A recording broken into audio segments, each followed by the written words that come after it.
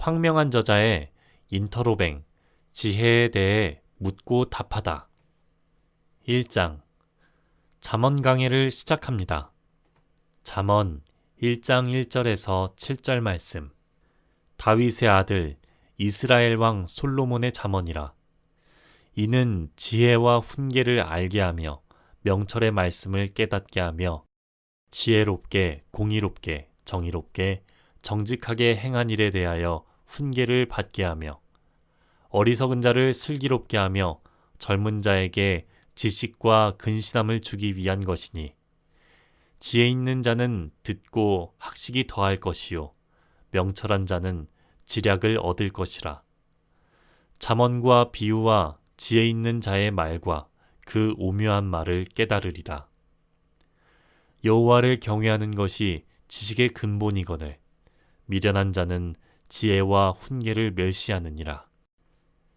어떤 아이가 초등학교 입학식을 마치고 돌아왔는데 도자기를 굽는 아버지가 아이를 작업실로 부르더니 작은 흙덩어리를 물레 위에 올려놓고 그 중심에 바늘을 꽂았습니다. 그리고 물레를 돌리면서 무엇이 보이느냐고 물었습니다. 물레는 도는데 바늘은 움직이지 않아요. 아이가 이렇게 대답하자 아버지는 기다렸다는 듯이 움직이는 물레 속에서 움직이지 않는 중심을 찾아라. 이것이 앞으로 네 인생의 과제다. 이렇게 말했습니다. 임진왜란 때 일본에 끌려간 조선 도공의 후예로서 일본 도자기계의 대명사인 심수관 씨가 어릴 때 아버지에게 들었던 말입니다.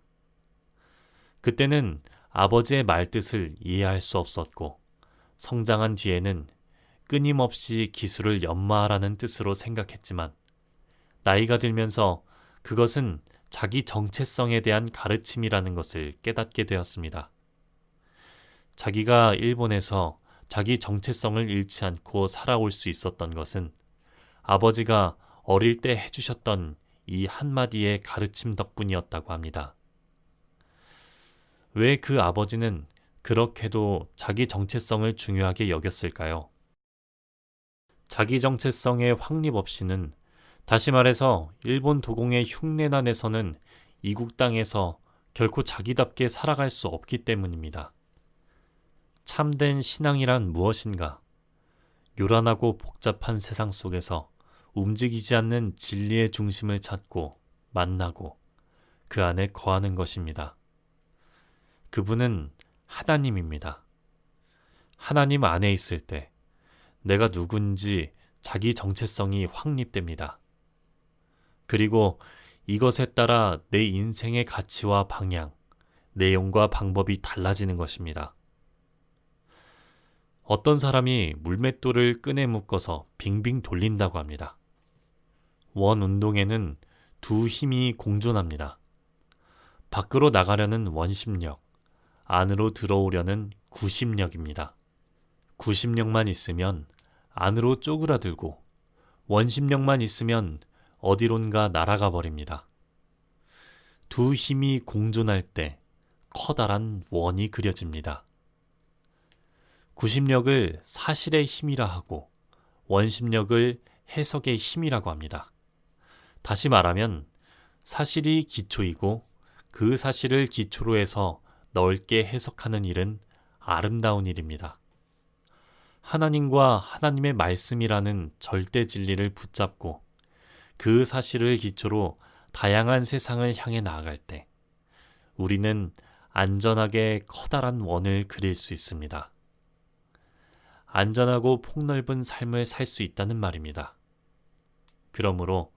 그래서 흔들리는 삶 속에서 원칙을 붙잡는다는 것은 삶에서 아주 중요한 것입니다. 지금부터 잠언 강해를 시작하려고 합니다. 잠언은 성문서에 속합니다. 성문서는 거룩한 문서라는 뜻입니다. 구약 성경을 세 수로 나누면 율법서, 성문서, 예언서입니다. 율법서는 창세기부터 에스더까지로 과거를 위한 책입니다. 성문서는 5권인데 욥기, 시편, 잠언, 전도서, 아가입니다. 성문서는 현재를 위한 책입니다. 하나님을 믿는 자녀가 현실 속에서 어떻게 살아야 하는가를 다루고 있습니다. 예언서는 이사야부터 말라기까지인데 미래를 위한 책입니다. 원래 히브리 성경의 순서와는 다르게 번역하면서 과거, 현재, 미래라는 도식에 의해 편집된 것입니다. 그 중에서 특히 3권, 욥기, 잠언, 전도서를 지혜문서라고 합니다. 욥기는 고난의 지혜를 다룹니다. 전도서는 허무의 지혜를 다룹니다. 잠언은 형통의 지혜를 다룹니다. 어떻게 이 세상에서 제대로 올바르게 성공적인 인생을 살 수 있는가? 어떻게 후회 없는 인생을 살 수 있는가? 어떻게 사는 것이 잘 사는 것인가? 하나님께 칭찬받는 삶을 살 수 있는가? 잠언은 이 문제를 다룹니다. 요즘 사람들은 돈만 있으면 잘 산다고 생각합니다. 그러나 아닙니다. 돈이 많으면 부자일 뿐이지 잘 사는 것과는 상관없습니다. 가난해도 잘 살 수 있고 부자라도 못 살 수 있습니다. 인생을 잘 살기 위해서 필요한 것이 지혜입니다. 특별히 이 시대를 포스트 모더니즘 시대라고 합니다. 포스트는 뭐뭐 뒤에라는 뜻이고 모더니즘은 현대주의라는 뜻입니다. 그러므로 포스트 모더니즘은 현대주의 이후라는 말입니다. 모더니즘의 특징은 이성주의입니다. 모든 것을 질서, 원칙, 규범 이런 틀에 맞춰야 한다는 것입니다. 공장에서 제품을 찍어내듯 한치의 오차도 없는 획일성을 강조합니다. 이성을 강조하면 규칙성과 효율성은 증가합니다. 그러나 여기서 많은 사람이 질식합니다. 갑갑하다. 사람에게는 감정도 있고 영성도 있는 것인데 이렇게는 못 살겠다. 모더니즘에서 벗어나자. 그래서 나온 것이 포스트 모더니즘입니다. 포스트 모더니즘은 이렇게 주장합니다. 너의 진리는 나의 진리가 아니다. 너의 상황에 맞는 것이 너의 진리이고 내 상황에 맞는 것이 나의 진리이다. 그러므로 내 진리와 너의 진리는 공통성이 없다.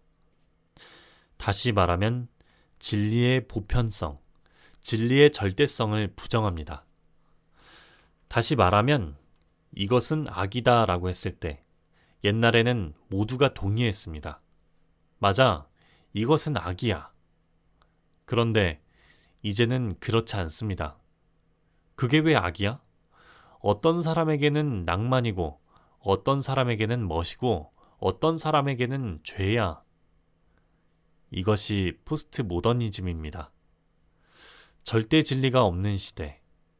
그래서 사람들이 자기 소견에 옳은 대로 행합니다.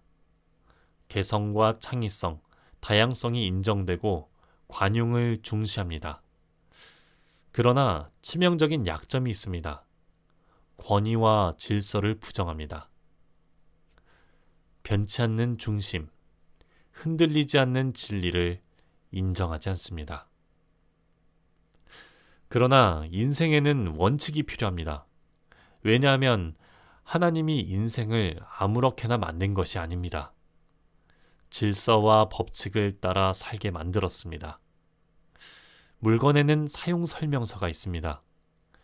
인생도 그렇습니다. 인생 사용 설명서가 있습니다. 그것이 잠언입니다. 이렇게 살 때 삶은 원칙 위에서 질서 있게 되고 아름답고 조화를 이룬다는 것입니다. 그래서 행복의 크기를 극대화하는 것입니다. 이것이 잠언입니다. 용어 해설을 하겠습니다. 잠언이란 바늘 잠, 찌를 잠입니다. 바늘처럼 찌르는 말, 이런 뜻입니다. 무감각해진 우리 마음을 찔러서 잠에서 깨어나게 하는 말입니다. 삶의 정곡을 찌르는 말, 그래서 휘청거리던 우리 정신을 차리게 하고 제자리로 돌려놓는 말입니다. 영어로는 프로버브인데 프로, 앞, 버브는 말하다입니다. 미리 말하는 것입니다. 내가 누구에게 프로버브 한다는 것은 그에게 미리 말해주는 것입니다. 이럴 때는 이렇게 해야 한다고 미리 말해주는 것입니다. 그러므로 위기 때 붙잡고 의지할 수 있는 말, 인생의 나침판이 되는 말을 의미합니다. 프로버브를 번역하면 속담 혹은 격언입니다. 속담이란 무엇입니까? 사람 인변의 계곡 곡자입니다. 사람의 계곡, 많은 사람들 속에서 회자되고 검증된 말입니다. 콩 심은 데 콩 나고 팥 심은 데 팥 난다. 아니 땐 굴뚝에 연기 나랴. 이런 식으로 누구나에게 와닿고 알기 쉽게 정리한 지혜가 속담입니다. 일반 서민들의 지혜를 모은 것이 속담입니다.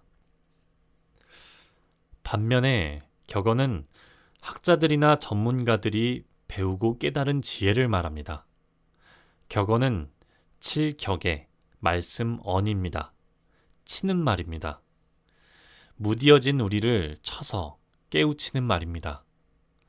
올바른 삶의 이치와 도덕, 행동의 지표로 삼을 만한 내용을 간결하게 표현한 것입니다. 예를 들면 정직이 최선의 정책이다. 다른 사람보다 뛰어난 사람은 참으로 뛰어난 사람이 아니다.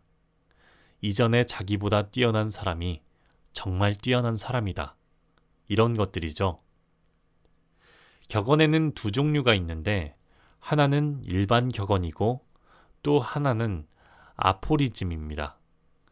아포리즘을 경구 혹은 명언이라고 하는데 저자를 알면 아포리즘이고 저자를 모르면 그냥 격언입니다. 너 자신을 알라. 소크라테스가 한 말입니다. 인간은 생각하는 갈대다. 파스칼이 한 말입니다. 사랑은 마주보는 것이 아니라 같은 방향을 보는 것이다. 생텍쥐베리가 한 말입니다. 이런 것이 아포리즘입니다. 그래서 이것은 누구의 아포리즘입니다. 이렇게 말합니다. 그러므로 잠언 속에는 일반 서민의 지혜도 있고 지식인들의 지혜도 있습니다. 저자를 아는 것도 있고 모르는 것도 있습니다. 하나님이 직접 하신 말씀도 있습니다. 그런데 성경의 잠언이 다른 나라 속담이나 격언보다 위대한 이유가 무엇일까요? 그 출처가 하나님이기 때문입니다. 1절에 다윗의 아들 이스라엘의 왕 솔로몬의 잠언이라 잠언의 출처를 소개합니다. 이스라엘 왕, 다윗의 아들, 솔로몬. 이렇게 번역하는 것이 훨씬 좋습니다. 이스라엘의 진정한 왕은 하나님이시고 다윗은 조상이고 그것이 솔로몬에게 이어져 오는 것입니다. 이것이 지혜의 계통도입니다. 출처가 하나님이요. 그 다음에는 조상들의 삶을 통해 경험되고 검증된 것입니다. 그리고 그것이 솔로몬에게서 집대성이 됩니다.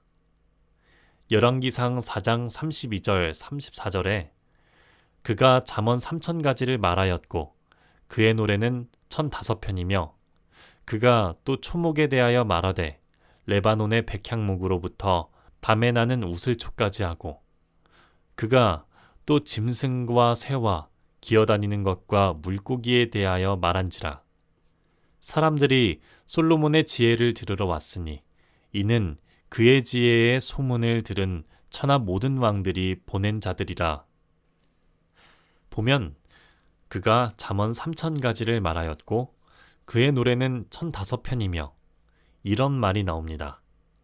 솔로몬 자신이 잠언을 말했고 그러나 더 중요한 것은 그때까지의 지혜를 모아서 집대성했습니다. 하나님으로부터 시작한 지혜가 조상들의 삶을 통해 검증되고 솔로몬에 의해 집대성이 되었습니다. 그래서 이제 오늘 우리에게 주어지는 것입니다. 지혜는 이렇게 시간을 두고 이어내려온 소중한 것입니다. 그리고 결과를 하나님이 보장합니다. 솔로몬이 어떻게 지혜를 얻게 되었을까요? 열왕기상 3장을 보면 1000번제를 드립니다. 하나님이 그에게 나타나 묻습니다. 내가 너에게 무엇을 줄꼬? 그러자 지혜로운 마음을 주소서 대답합니다. 이것을 구하자. 그의 마음에 맞은지라 하나님의 마음에 쏙 들었습니다. 하나님이 기뻐서 하시는 말씀입니다. 왕상 3, 10일입니다. 너가 이것을 구하도다. 자기를 위하여 장수하기를 구하지 아니하며 부도 구하지 아니하며 자기 원수의 생명을 멸하기도 구하지 않고 지혜를 구하다니. 하나님은 기뻐하십니다. 내가 네 말대로 하여 지혜를 주고 네가 구하지 아니한 부귀와 영광도 너에게 주겠다고 하십니다. 지혜에 비하면 이 세상에서 우리가 바라는 모든 것은 다 별것 아니란 말입니다. 무엇보다도 지혜를 구하라는 것입니다. 문제가 큰 것이 아닙니다. 그 문제를 풀어갈 지혜가 없는 것입니다. 돈이 없는 것이 아닙니다. 지혜가 부족한 것입니다. 그러니 문제가 없게 해달라고 기도하지 마세요. 언제나 문제는 있는 것이니까. 그 문제를 풀어갈 지혜를 달라고 하세요. 하나님은 지혜 주시기를 기뻐합니다. 그래서 우리 모두가 행복하고 아름답게 살기를 원하십니다. 그러므로 무엇보다도 더 중요한 것, 지혜를 구하는 여러분이 되기를 바랍니다. 잠언의 목적이 2, 4절에 이는 지혜와 훈계를 알게 하며 명철의 말씀을 깨닫게 하며 지혜롭게, 공의롭게, 정의롭게, 정직하게 행할 일에 대하여 훈계를 받게 하며 어리석은 자를 슬기롭게 하며 젊은 자에게 지식과 근신함을 주기 위한 것이니 나옵니다. 지혜와 훈계를 알게 하며 명철의 말씀을 깨닫게 하며 그 결과 어리석은 자는 슬기롭게 되고 젊은이는 지식과 근신함이 생겨나고 지혜로운 자는 더욱 지혜로워지고 결국 모두에게 필요한 것이 지혜입니다. 6절에는 잠언과 비유와 지혜 있는 자의 말과 그 오묘한 말을 깨달으리라. 잠언의 다양한 형식이 나옵니다. 그렇다면 지혜의 핵심은 무엇일까요? 잠언의 주제 구절입니다. 한마디로 말하면 7절.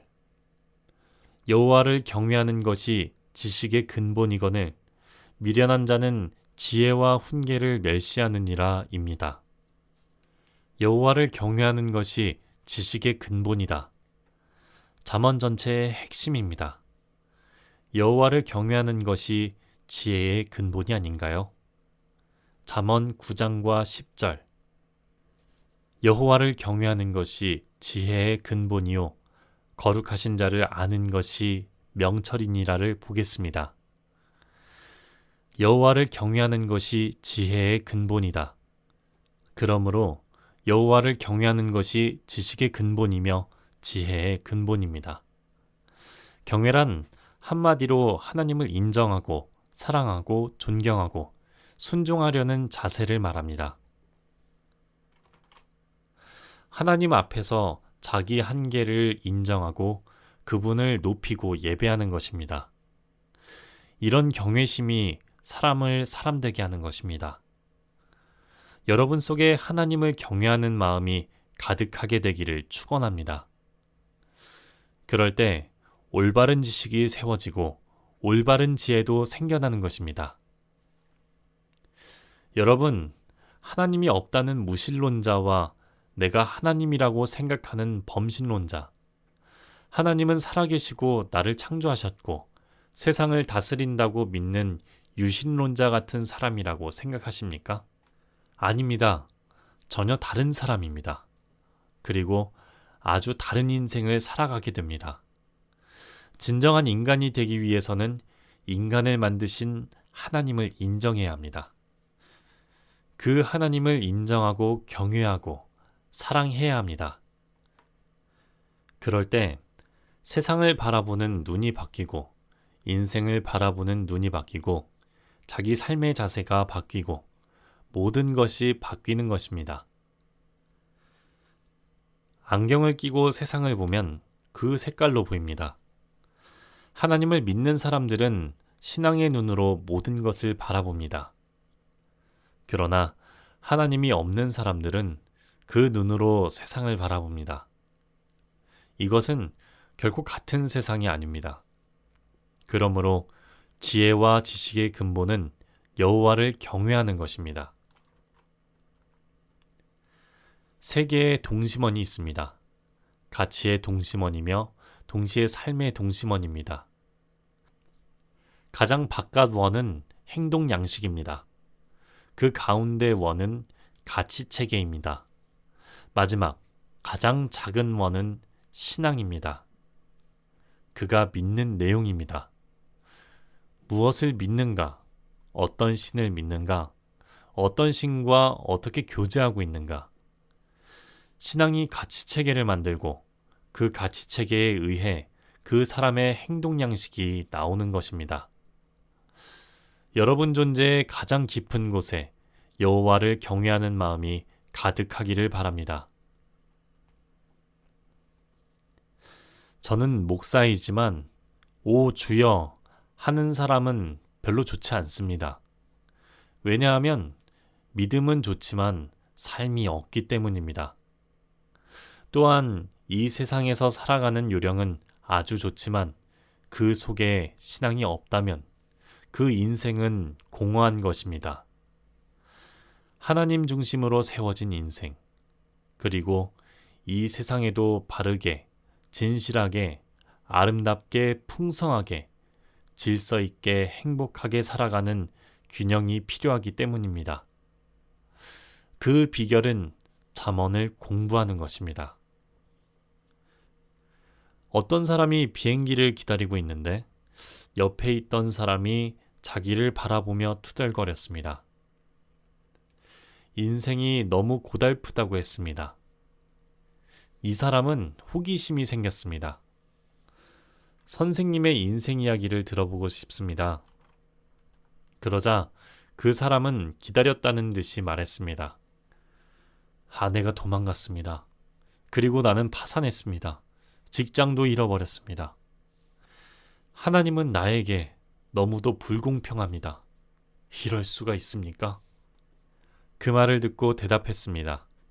선생님 말씀을 듣고 보니 정말 기가 막히는군요. 그런데 몇 가지 물어보고 싶습니다. 부인이 끔찍한 여자로 변했다고 하셨죠? 처음부터 그랬습니까? 아닙니다. 처음에는 좋은 여자였어요. 천사와 같았습니다. 얼마나 행복했다고요? 그렇다면 그 여자가 왜 그렇게 변했을까요?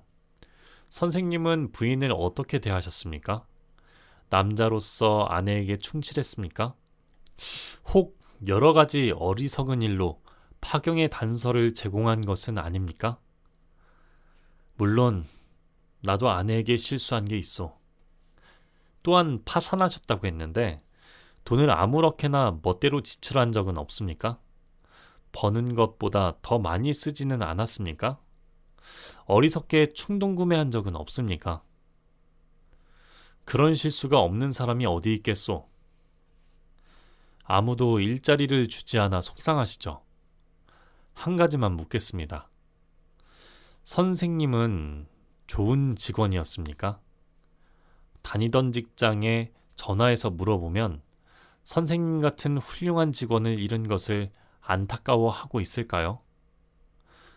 아닐 겁니다. 사실은 지난번 직장에서 내 윗사람에게 지옥에나 가라 욕을 퍼부어 주었습니다.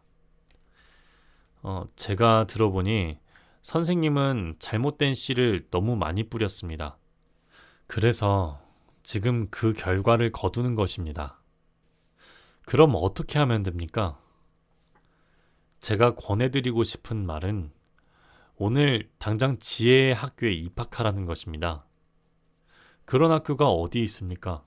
어떻게 들어갑니까? 먼저 이렇게 기도하세요. 하나님, 저는 이제까지 참 어리석게 살았습니다. 그래서 인간관계에도 깨졌고 재물도 낭비했고 어리석은 말도 많이 했고 불필요한 눈물도 많이 흘렸습니다. 인생을 제대로 살지 못했습니다. 이제는 백기 들고 항복합니다. 하나님께로 돌아가겠습니다. 그리고 그 말씀대로 살겠습니다.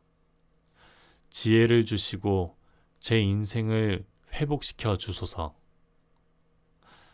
그리고 선생님, 매일 잠언을 읽으세요. 그리고 그것을 실천해 보세요. 당신에게 새로운 인생이 열릴 것입니다. 미국의 빌 하이벨스 목사님의 이야기입니다.